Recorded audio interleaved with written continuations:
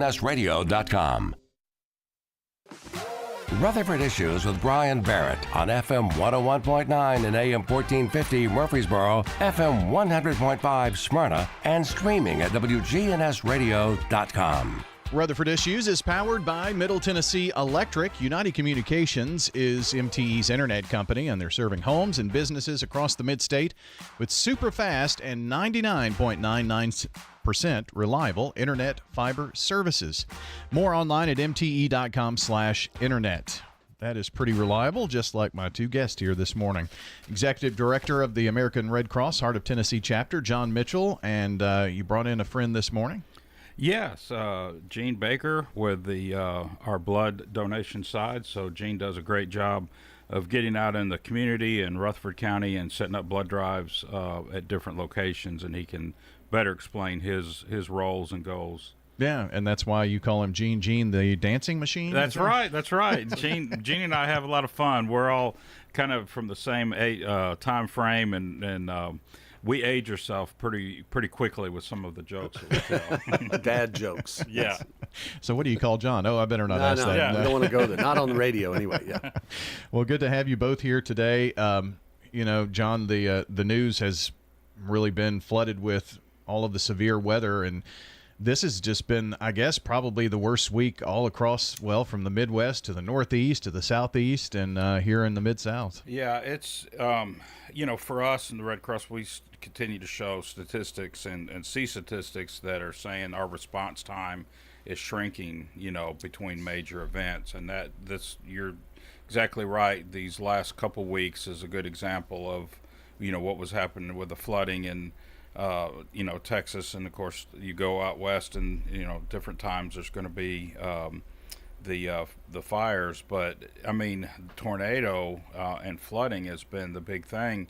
So not only is the Red Cross nationally spread out throughout all these situations that we're responding to, but here in the state, I think Tennessee is the volunteer state, and they respond well to helping their neighbors in need, and we have great volunteers. So what happened to us this week, we had a training set up for some of the lead disaster professional staff to come in, yesterday and today, and they didn't cancel it, but basically what that meant was our chapter, the Heart of Tennessee chapter, became the command center for all the operations that's happened across the state.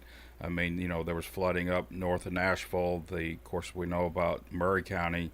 And I just want to encourage anybody, if they've ever thought, I'd like to help, join the Red Cross as a volunteer. We could use you, and we can find something if you want to stay local, but if you want to get out and have that impact, we have a chapter presence that has 10 counties out of our Heart of Tennessee chapter. But I can tell you this, when these emergencies and disasters happen, those lines just fade away. Mm-hmm. And so you've got Tennesseans helping Tennesseans, and we can provide the training, the infrastructure, the logistics for you to feel like you're making an impact when you see, your neighbors suffering. Well, there's so much storm damage, and I saw a story that the National Weather Service out of Louisville and out of Huntsville came in to help with some of the surveying. So, I mean, that's kind of a testament to really everybody chipping in on that end, and that's kind of what you're saying here. The Red Cross, other chapters pitching in to help wherever that's needed. Yeah, and that's kind of our structure. Organizations change over the years, and as I've told you before, Brian, I was in a different chapter with the Red Cross at another time, and that chapter closed. So they were downsizing. They were getting their, system set for how we were going to operate. The main goal for the money we raise, 90% goes back to, the emergencies in the community. And to do that, we had to get lean on the way we're operating. But it really works in our favor because we have that local presence with a statewide reach, and it's we're not perfect. We work hard every day to get through trainings and deal with software type challenges, but our volunteers are pretty special, and we would love to have somebody join our team and help somewhere. What is the best way for them to maybe find out what maybe a possible volunteer site or situation that they could help in? Yeah, they can always stop by our office at 501 Memorial Boulevard and ask to talk to myself or Jonathan Taylor's our disaster program manager. But in this electronic age that we're living in, believe it or not, one of the best ways is to go to redcross.org, look for the volunteer tab, and once you enter some information and you show your zip code, that'll come back to us, and then we'll reach back out and say, hey, we've got these lines of service. Here's, you've got a wide variety of ways to help, and one of those is blood. And so some people will come on board and they'll just help coming in the office and check people in for blood drives, or go out on the road with Gene and help people, check in for blood drives. Well, this week was kind of one of those severe weather outbreaks we see in the spring, but just, the day before, when we were under a level 1 out of 5 risk for severe storms, we had a tornado touchdown in Smithville. So I know you guys were right there to help out too with that. So I mean, you just never know about Mother Nature. No, you don't, and that's kind of what amazes me. I mean, we're spread pretty thin, but our volunteers are just so dedicated. So I use the 90% statistic for funding, but 90% of everything we do is with volunteers. So their dedication is second to none. I'll mention her. Some of the people will know Sandy Hughes, who works for Nissan, and this is her passion. So she was up in Smithville. Then the next night she was at the Incident Command Center for the state, prepping for what was going to happen. She was calling me yesterday, and we were working out what shelters were opening and getting that kind of communication out. And she's back at our office today for the training and working on the disaster. So that kind of, wow. How could I ever complain when I go to work when I've got somebody that is doing a full-time job and another full-time volunteer? It's very encouraging, but their passion is to help people, and it's very uplifting. John Mitchell here, Gene Baker as well, and Gene, volunteers, I guess, make up a large part of what you do as well with blood services too. Yes, sir. Yes, sir. We, volunteering to donate blood takes about an hour of your time, and it really is one of the most impactful hours you can spend. I call it the most efficient form of charity, because in that 1 hour you literally can help save possibly up to 3 lives. It's easy, it's quick, and it's convenient. We have a lot of open to the public mobile drives, especially here in Rutherford County. And yes, what John was just saying, the devastating thing about disasters such as tornadoes and flooding, it's not as much as they cause incidents where we need blood, but they cause the cancellation of blood drives. For instance, today we had a blood drive scheduled at Oakland High School, and here in Murfreesboro, where we had a significant amount of blood already committed to the hospital.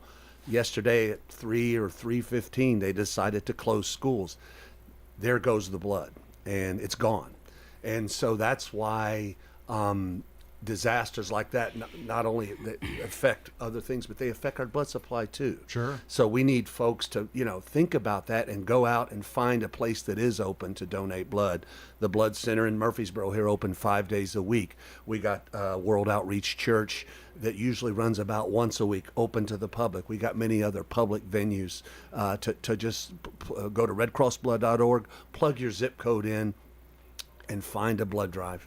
It's quite easy. And it seems like it's maybe easier here in our area with so many with the the office there on Memorial, and you said Yes. World Outreach once a week. Yes, the fixed site is it's not in every area. It's not as fortunate for places like Murfreesboro to have what's like an open to the public doctor's office. You can just come to a fixed site.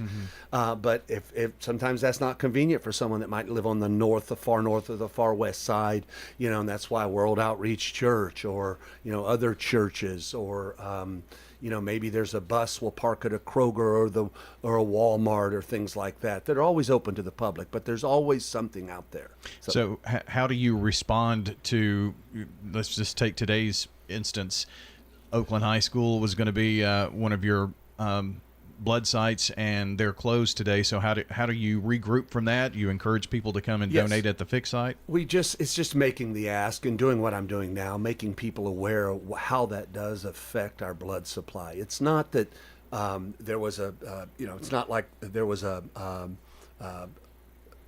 an accident or an event that caused the loss of blood or surgeries, it costs a canceled blood drive. That's what tornadoes and hurricanes and flooding does. It shuts things down and blood drives. So how do we make up for it? I mean, the Red Cross is fortunate to have a national network of blood. We don't want to import blood from other regions. That's not good because they need it too. Sometimes we have to, but that is what's unique to us. We are a large national network of blood. We do supply a majority of our local hospitals here, but it's when a blood drive cancels, it's we just get out and make the ask.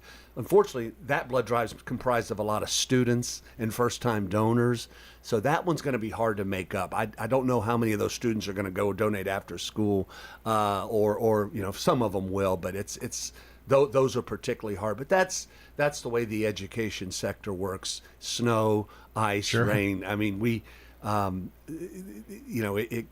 high school canceling a blood drive due to weather is not that uncommon. So.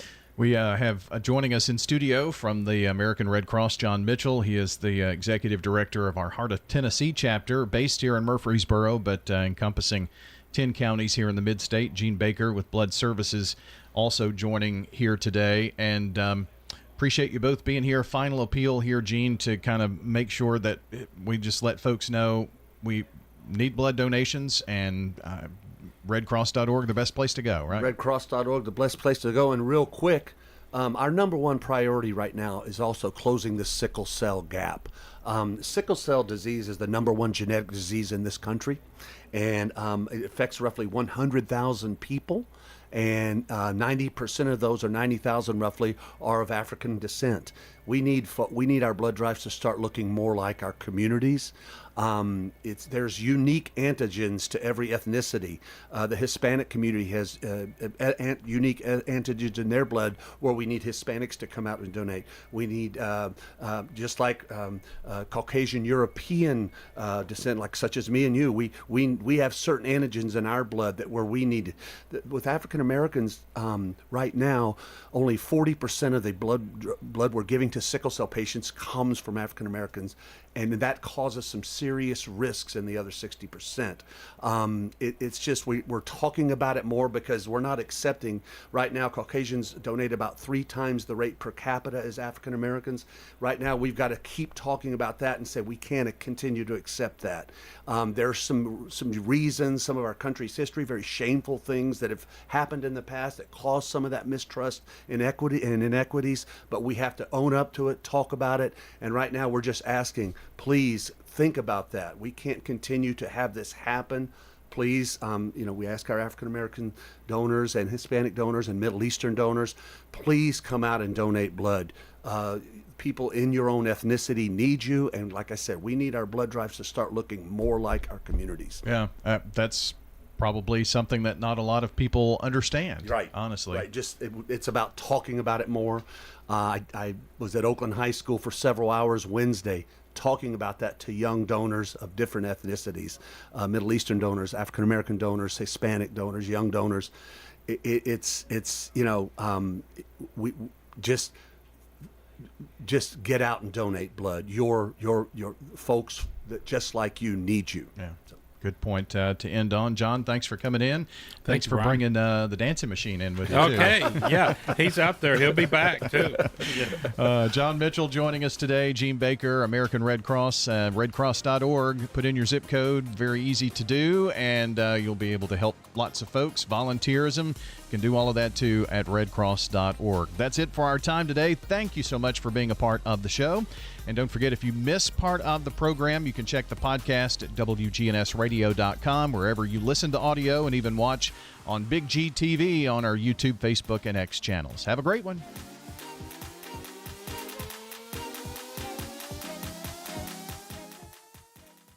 This is Lenny Farmer with Jennings & Ayers Funeral Home. Did you know that you can plan